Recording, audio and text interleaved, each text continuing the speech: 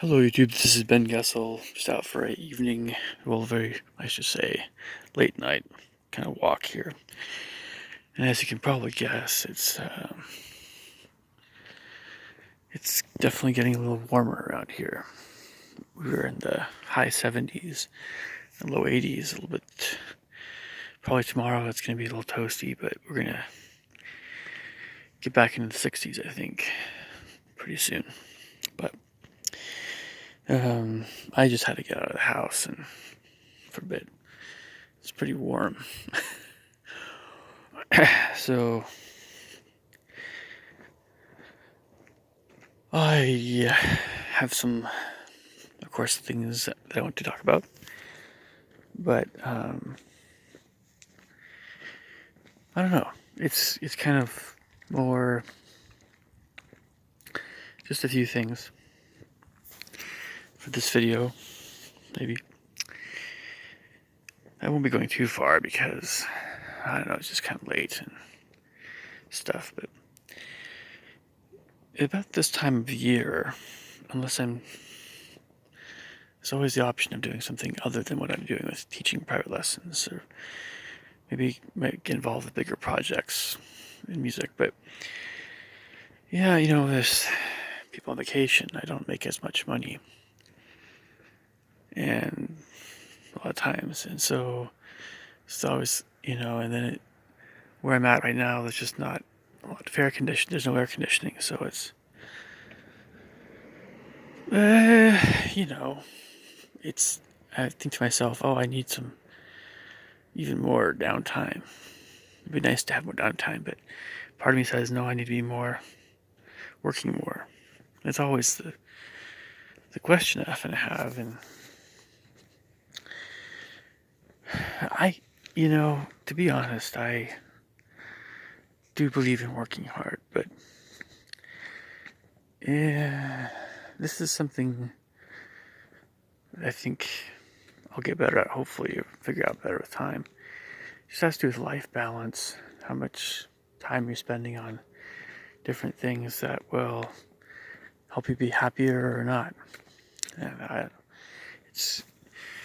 it is nice to have a day or days or like substantial amounts of time, more discretionary time. It's great for composition. It's great for just relaxing more. It's kind of a thing that, you see, from my family, was taught to be a certain way, I guess you could say. And if you try to go outside of that way of being, or it's just, I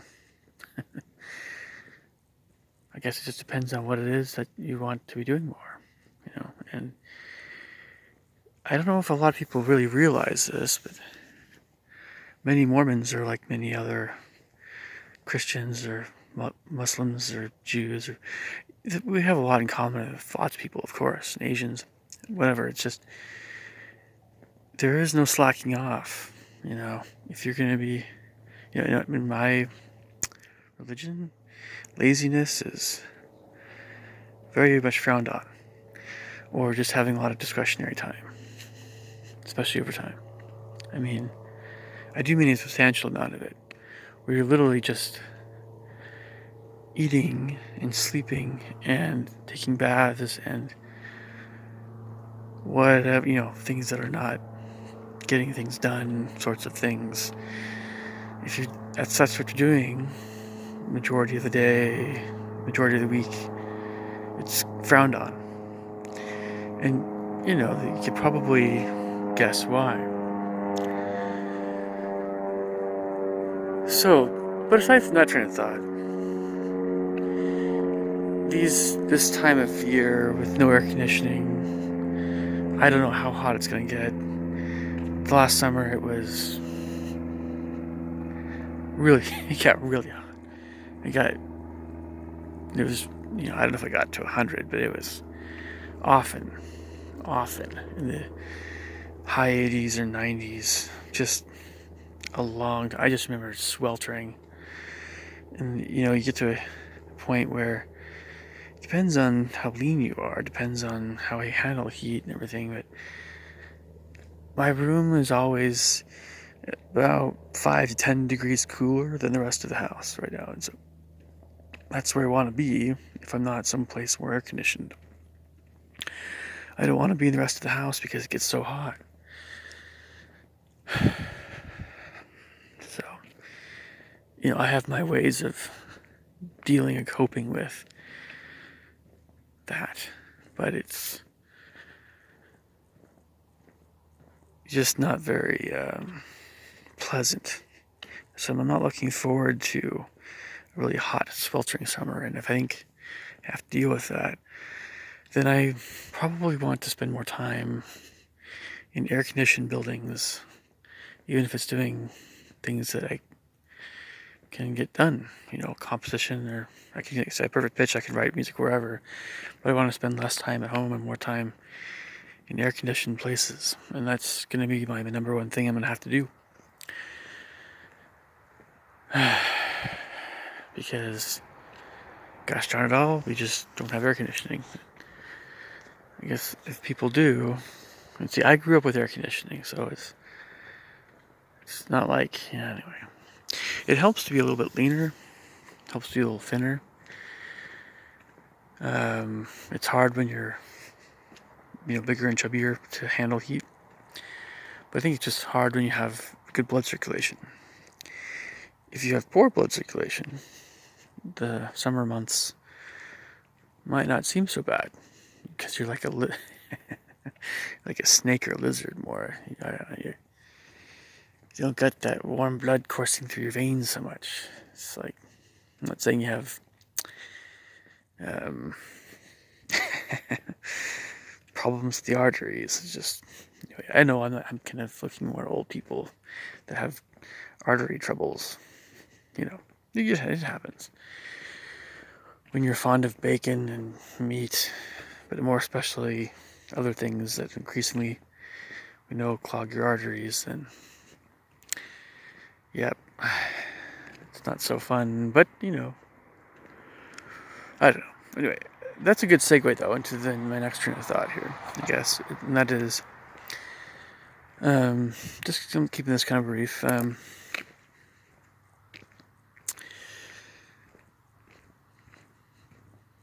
I might I don't know, try again buying less food per shopping trip, but then just go shopping more this summer. And that'll probably go well with emphasis on produce again. Oh man, it's hard. I mean, I go to these farmers markets and other places, I probably want to just get a ton of produce. I mean, what I'm talking about is fruit, berries especially. That'll definitely happen. I'll be cutting back on some other kinds of food, I suppose. Berries might end up being half my diet this summer. Yeah. But anyway, today was different, by the way. Today, I actually didn't have any students I taught. Although I thought I had one, I didn't. But I was able to go someplace nearby and get some stuff. Got some books for students and things. And I guess I've just been watching some YouTube videos today. And you see also in this time of year, it's easy for me to not keep a very consistent schedule sleep-wise because it's so hot. And because I don't have a 9-to-5 job. It's just very tempting to just say, oh, heck with it. And just stay up late. Get up late. And you get up and you're just covered in sweat. If there's no air conditioning. It really is not fun. So that's why, again, I'm trying to figure out some other things that'll work better maybe this year in that regard. So I don't know what they do in Africa, but I guess you just get used to it, or India or something. But anyway, so what else do I want to talk about? Just some thoughts about maybe some different YouTube videos and things. I've been doing some composition. Composition can take a little bit of energy out of you, depending on what it is you're writing. That's why using a computer sometimes can be very nice. You can write much faster, longer pieces. Doesn't take as much physical effort. But notation is always good to work on. It's always good to work on your music notation, so that's why I do it. Anyway, I still have been told I have good freehand. My compositions they look very readable, a bit more professionally written, engraved. Even my freehand stuff on music paper. So I try to keep going for that standard for myself. So yeah, YouTube video stuff. Well, I've noticed, and again, there's all these things. I always feel like there's always things that I may be missing out on a little bit. There's so much on YouTube, but my frustration again has something to do with looking at my homepage and what YouTube thinks I'd be interested in. I just feel like I should ignore that a lot of times, because what YouTube does is they give you more videos that they think you'll like, but sometimes you'll click on things just because you're like, maybe this might be. There's always something about something in the video that you're a little bit curious about, but you might not be that curious about it. This is what YouTube doesn't quite take into account fully. It's the extent to which you're actually interested in something that you watch or want to watch. See, Netflix had a system, Netflix. Netflix had a system, has a system, maybe, I don't know, where you rate movies that you've seen or that you have seen on there. And they have a system. To be honest, I want to stay outside for a while. It's so cool. It's warm and too hot outside my house, but yeah, they had a system that by which they could suggest movies if they had more in their library, of course. that's the main problem there. Yeah, but they have at least a system where they could kind of say, "Hey, you might like this." Now, YouTube doesn't have to deal with this limited library. They have, goodness knows how many videos. It's probably almost uncountable. So if anybody should be getting a little bit sharper about what people are watching and why, it's YouTube. So whatever algorithm they're using needs to be upgraded big time. It should be. Of course, the solution being, you just search for stuff and you just see what comes up. And so, but I have to ask myself something. This is a question I think we should also ask ourselves. So when you're watching something on YouTube, when we want to see something on YouTube, is it because we want to be entertained? Is it because we want something funny or whatever? Or is it something, do we want to learn something? Or do we want to pick a fight? Or do we want to hear music that helps us relax, or music that helps us imagine things, be creative? Or do we want, what is it that we want? What are we looking for? And we've become very lazy, like watching TV, when we rely on YouTube to always give us suggestions, and we just watch those suggestions rather than search for them. I think it's so easy to do. And sometimes increasingly when I'm on YouTube, I treat it like TV, because TV is, for the most part, except for movies, it sucks. It just sucks, right? Unless you're into your favorite TV shows or whatever, I don't know. But I mean, we should be more proactive, but sometimes we're so tired when we put YouTube on that we don't really want to go through the rigmarole of what it is we really want. And when it comes to time we spend on YouTube, maybe we should be more proactive, because if we do spend a bit more time on YouTube, that's going to be important to do that. What I'm trying to say is also that there is a lot of stuff on YouTube that's, how can I put this? And I know I've mentioned this before. I know probably everybody's mentioned this a lot. I guess I'll put it this way. I was always, when I was younger, very, very, very, I mean, I can't put it in words how much I reviled so much of what seemed to be enjoyed media-wise and by people my age.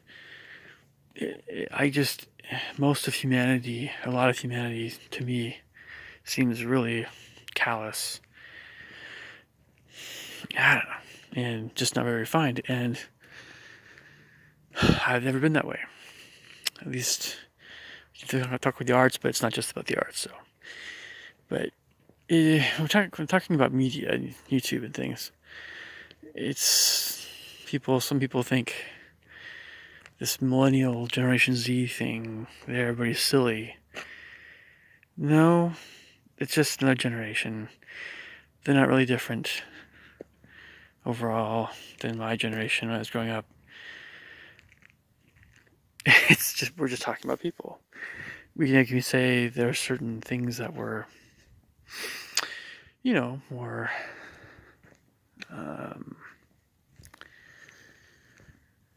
I don't know. We can talk about decades, like 60s, 70s, 80s, 90s, whatever. I guess it's all fine and good, but, yeah, there's a lot of people watching stupid, dumb stuff. I think a few stupid, dumb, silly videos a day is just fine. But 30 of them, even if they're short, well, the short. See, I think prank videos could fall into this category. Could. Not always. Often not, really. But if you're always watching silly, dumb, stupid stuff, and TV is full of that stuff, you have to ask yourself, what are you getting out of that stuff? So there's silly, dumb, stupid sitcoms, and there's silly, dumb, stupid YouTube content, and there's silly, dumb, stupid other kinds of social media, including things like as banal as TikTok. Sorry, man. Sorry, folks. I had to say it, but I'm pretty sure that a good chunk of my crowd isn't into that stuff. And if you are, you did it. You clicked on it because everybody was clicking on it and everybody was doing it, right? Kind of like Farmville or Zynga games way back in the 2000s. So, yeah, we are creatures. We are social creatures, even if those of us who are more secluded from other people for whatever reason. So, like I say, I want to stay outside more, but probably shouldn't stay out too late. But yeah, I mean, it's just one of those things where, look, if I had a 9-to-5 job in the summer, I would probably need to take sleeping pills and put ice packs in my head if it got to a certain level of heat. And I have to wake up in the morning, do my job, come back, and try to have energy for everything else I was doing. But in a way, fortunately, I don't have to do that right now. But then, unfortunately, there's other things that come into play when maybe you're just more about your schedule, especially in the summer, in my case. So, yeah, I just want to find other things to do. But I don't know if it's not so much other things to do. There's always other things to do. That's no problem. It's not really an income issue so much. It's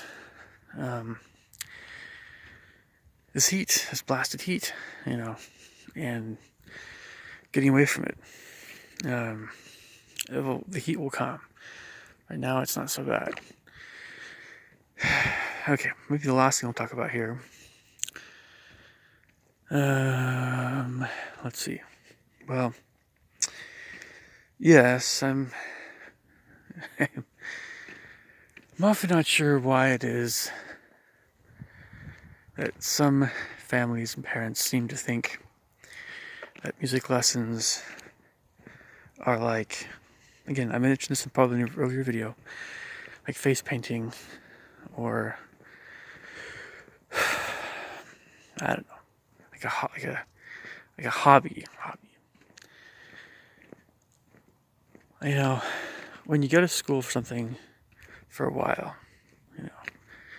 when you really put a lot of effort into something and you get really good at it, and people don't know how good you are still, and you don't know how good you are sometimes, and then you work with people. I just needed. Some people say I need to teach more advanced students. That's my solution. Just find them and teach them. More advanced students are going to stick with me for a long time. And do that for the rest of my life. Well, okay. I certainly do enjoy still teaching little guys too. Beginners. It's really more of I have to ask parents, why do you let your kids kind of,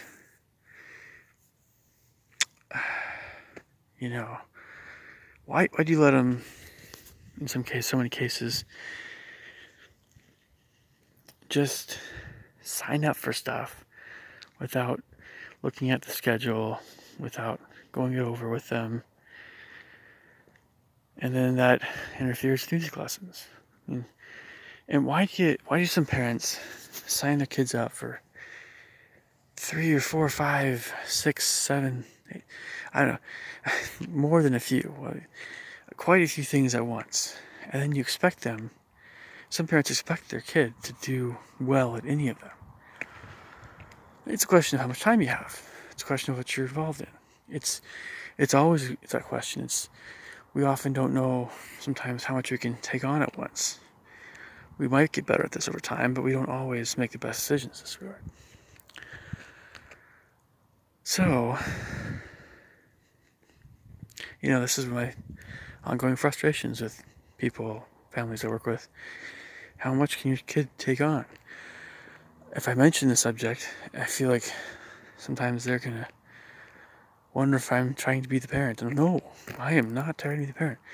But if you want your kid to do really well in music, then don't sign him up for soccer and drama and dancing at the same time. It doesn't work out so well that way. 2 or 3 things tops.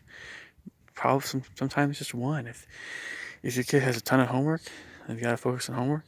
They've got to focus on homework. If all they can do is music lessons, great. If all they can do is sports after school, great.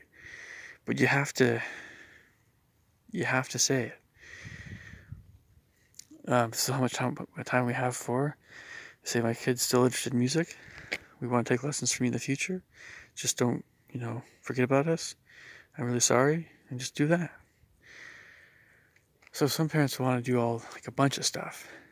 Okay. But that's going to wreak havoc on a teacher's schedule. If the teacher doesn't insist on a student, if they don't have a contract, necessarily formal contract, if the teacher's more flexible like I am, well, parents might take advantage of that. That's what I found. You try to be the nice guy, parents will walk all over you. So I still don't want to be a mean guy. I don't want to be that kind of teacher, but when parents act that way and do this kind of stuff, constant rescheduling and constant cancellations, I feel like I have to be more this kind of way. I don't know why parents think that music teachers can be endlessly okay with that. It just is not very cool. It's not respectful. It's not something that is purposefully disrespectful. But it is disrespectful on a level. You know, it's just not considerate. And I don't know why so many parents think that's okay. I still don't know why they think that's okay. How can anyone think that's okay?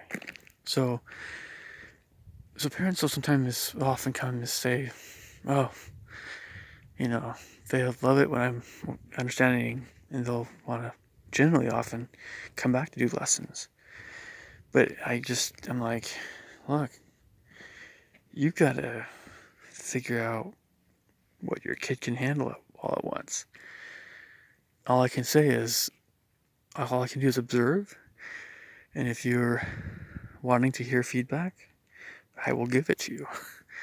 Even if you don't want to hear feedback in this regard, I might still give it to you if I think that you really should hear it. I have people I'm teaching right now that have stuck with lessons that might not be benefiting from having lessons every week. Really. Yeah. To mention one student, of course, his name will be anonymous. I'm not going to mention that stuff, but of course. But there's one boy that, I'm lucky if he practices anything I assign him.